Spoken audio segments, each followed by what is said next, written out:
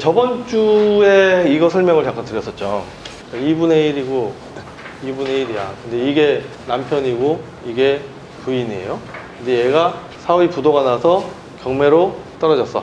전체가 4억짜리인데 얘가 2억이고 얘가 2억이야. 근데 얘를 1억에 샀어. 첫 번째, 무조건 얘를 낙찰받자마자 뭐 하라고 그랬죠? 낙찰받는 날 집에 가서 공유물 분할 소송을 접수를 하는 거예요. 그리고 여기에 또 다른 방법이 하나가 뭐가 있다 그러죠?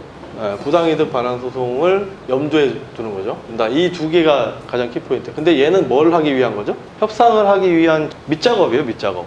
얘로 끝나는 게 제일 좋아요. 시간이 제일 빠르거든. 그러니까 얘로 하는데 얘는 같이 부동산에 팔아도 되고 아니면은 상대방이 내 지분을 사가도 되고 상대방이 싸게 산다 그러면은 뭐 상대방 걸 사와도 되고 이 두 개를 하기 위한 협상이고 얘가 2억이고 얘가 2억이니까는 이 사람은 요거는 대출이 안 나오지만 이 사람이 요 나머지 걸 살 때는 대출이 나온다 그랬어요. 전체적으로 하게 되기 때문에 대출이 나오기 때문에 이 사람이 이걸 사가는 것도 아주 어려운 일은 아니다. 이거를 알려주면은 이 사람도 그런 식으로 생각을 할 수가 있다.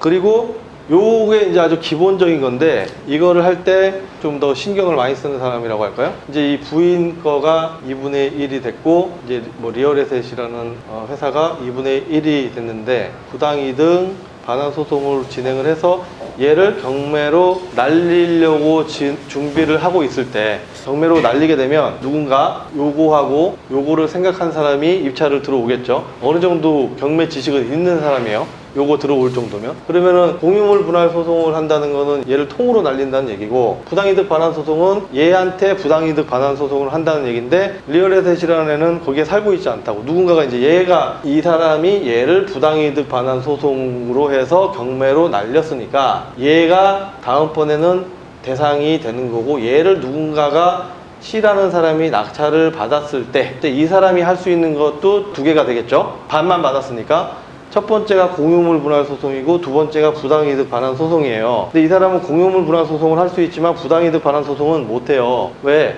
이 얘가 여기 안 살고 있으니까. 여기 살고 있기 때문에 월세가 발생한 거지 여기 안 살고 있으면은 발생이 안 되잖아요. 그래서 이 사람이 할 수 있는 거는 공유물 분할 소송이에요. 그죠? 그러면 여기에 들어오는 사람이 이 C라는 애가 얘가 안 살고 있으니까 얘를 바라보고 올 거란 말이에요. 공유물 분할 소송을. 공유물 분할 소송을 바라보고 들어올 때 얘는 공유물 반환 소송은 통으로 나가는 거잖아요. 그죠? 지분은 대출이 안 돼요. 그러니까 일단 근저당이 없을 거예요. 여기에는. 이해되세요? 이 리얼에셋 지분에는 얘네들 대출을 못 받았잖아요. 현금 주고 다 샀단 말이에요. 그러니까 여기에는 근저당이라는 애가 있을 수가 없죠. 은행 근저당이. 이게 왜 하냐면 근저당이 있으면 말소기준 권리가 되잖아요.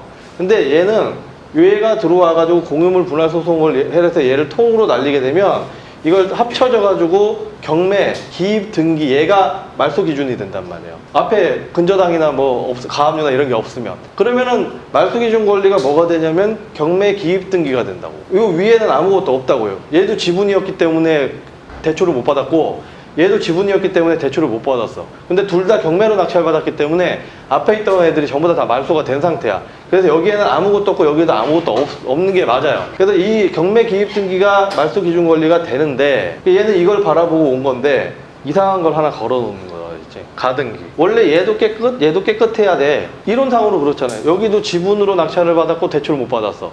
앞에 경매로 받았기 때문에 전부 다 말소가 돼. 깨끗. 그리고 얘도 요 나머지 거가 이 사람이 경매를 쳐가지고 날라갔단 말이에요. 그걸 얘가 받은 거야, C가. 그러니까 경매로 했으니까는 지분이기 때문에 대출을 못 받아. 그리고 경매로 말소가 됐기 때문에 얘도 깨끗해. 얘도 깨끗하고 얘도 깨끗해야지 돼. 그래서 경매 기입 등기가 말소 기준 권리가 되는데 여기에다가 뭔가 이상한 걸 하나 걸어 놓는다. 얘가 선순위 가등기가 되는 거죠. 얘는 뭐든지 선순위가 되는 거예요. 뭔가를 하게 되면. 만약 근저당이나 가압류라 그러면 걔가 말소 기준 권리가 뭐 되는 건데 하여간에 얘가 지금 가등기를 걸어 놓다 보니까 선순위 가등기처럼 보이는 거죠. 사실은 이 지분에 대해서만 있는 거지만 어쨌든 간에 통으로 날리는 거 아니에요. 통이니까 2분의 1에 걸려 있더라도 어쨌든 2분의 1은 가등기가 걸려 있는 거거든요.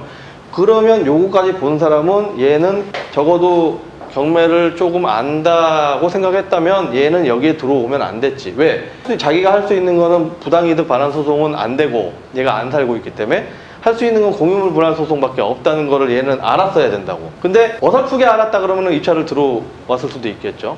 여기 가등기가 있는데도. 근데 제대로 아는 사람, 이 수업을 들었던 사람은 여기에는 안 들어갔을 거야. 이 정도 지식이 있는 사람들이라면. 어설프게 그냥 지분경매라는 건 말이야, 낙찰받아가지고 공물분할소송 하면 된대더라, 요 정도까지 어깨너머로 듣거나 강의를 하는 사람이 그 정도밖에 안 해봤어. 그러면은 이거를 몰라요. 그냥 들어가. 아, 그냥 지분이니까 들어가. 근데 요게 선순위 가등기가 있네? 그럼 이 사람은 만약에 이걸 모르고 얘가 입찰을 들어갔다 그러면 어떻게 되겠어? 얘는 미납이에요, 미납. 자기가 할 수 있는 게 없거든. 선순위 가등기가 걸려있으면 얘를 통으로 날려봐봐야 계속 떨어질 거 아니에요. 얘가 가등기를 해제하거나 하기 전까지는 얘는 그냥 계속 떨어진다고. 그럼 얘는 어설프게 지분경매를 배운 사람들은 들어가는 거지. 지분경매 하면은 밥값으로 살 수 있대더라, 뭐 공유물 분할 소송을 하면 되고, 야 부당이득 반환 소송도 하면 된대. 야 협상해가지고 다 90%가 해결되는데, 내가 제일 웃기는 얘기가 지분하는 것 중에 야 협상을 해가지고 대부분이 다 그걸로 해결된대라는 강의를 누군가가 하고 있더라고. 협상으로 하는 거는요, 이거 진행하다가 8달 지나가지고 막판 돼가지고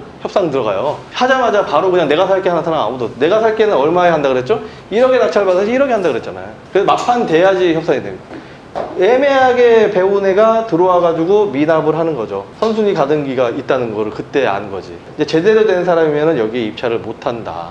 그래서 계속 떨어질 수밖에 없다. 그럼 뭐 제3자로 해서 자기가 뭐 입찰을 들어가든지 해가지고 받으면 되는 거고. 근데 의아됐건 간에 얘를 걸어 놓는 이유는 얘 나머지 2분의 1 지분, 얘가 입찰을 못하게 만드는 거죠. 그래서 얘는 2분의 1 지분을 1억에 샀다고 하더라도 얘는 2천만 원, 1,000만 원에도 살 수 있는 거예요. 얘는 이렇게 걸어 놓으면 못 사거든. 그리고 얘는 입찰을 해가지고 1등을 했다고 하더라도 미납을 해야 돼요. 얘는 예를 들어서 얘가 1억에 낙찰을 받았어요. 전체가 4억에 나올 거 아니에요. 그럼 얘는 적어도 2억에는 낙찰이 돼야 자기 본전 찾아가는 거잖아요.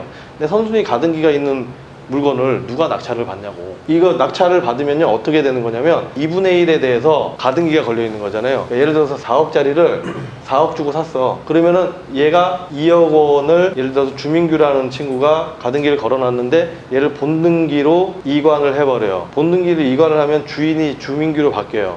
그래서 이 2분의 1에 대한 소유권을 얘가 낙찰받은 애가 날려먹는 거예요. 그래서 선순위 가등기가 위험한 이유가 본등기로 이관되면은 소유권을 날려먹기 때문에 위험하다고 했단 말이에요. 전체를 낙찰을 받았다고 치더라도 얘는 후순위고 얘가 선순위이기 때문에 원래 얘가 본등기로 이관을 해버리면 요 반쪽은 소유권을 잊어버리는 거예요. 채권을 받을 권리는 살아있어요. 그 돈이 누구한테 갔냐, 누구한테 받으러 가야 되냐에 대한 문제가 있을 뿐이죠. 선순위 가등기는 위험하다라는 얘기가 그래서 나오는 거야. 그래서 여기가 이렇게 돼서 선순위 가등기가 있으니까 얘가 본등기로 이관을 하게 되면 이 C라는 애는 전체를 낙찰을 받았다고 하더라도 얘는 날려먹은 거야. 그 2억은 딴 데 가서 찾아야 되는 거야. 이 사람도 아니고 이 사람도 아니야. 딴 데 가서 찾는 거니까 하여간에 전체적으로 얘를 확보를 못 한단 말이죠. 그러면은 4억에 누가 낙찰을 안 받겠죠? 쭉쭉쭉쭉 떨어진다고. 그래서 얘는 자기 본전 찾으면 다행인 거예요. 선순위 가등기가 있는 물건. 왜? 여러분들도 안 들어갈 거 아니야. 대한민국 그 경매 강의하는 데서 전부 다 그거는 위험하다고 들어가지 말라 그러잖아. 그러니까 안 들어간다고, 전부 선순위 가등기가 있으면. 그래서 얘는 못 들어간다. 못 들어가게 만들어 놓은 거였죠. 여기 보면 첨부 서면에 매매 예약서 있잖아요. 방금 전에 얘기했던 매매 예약서가 뒤에 붙는 거야. 그리고 뭐 이런 것들은 그냥 등기하는 데 들어가는 서류들이고, 요거를 첨부해가지고 주소 쓰고 소유권 이전 청구권 가등기라고 여기다 써요. 가등기와 지분은 리얼 에셋이야. 그리고 요걸 같이 첨부해가지고 딱 집어넣으면 가등기가 올라가는 거예요. 그러면 이 건물은 아무도 입찰을 못한다.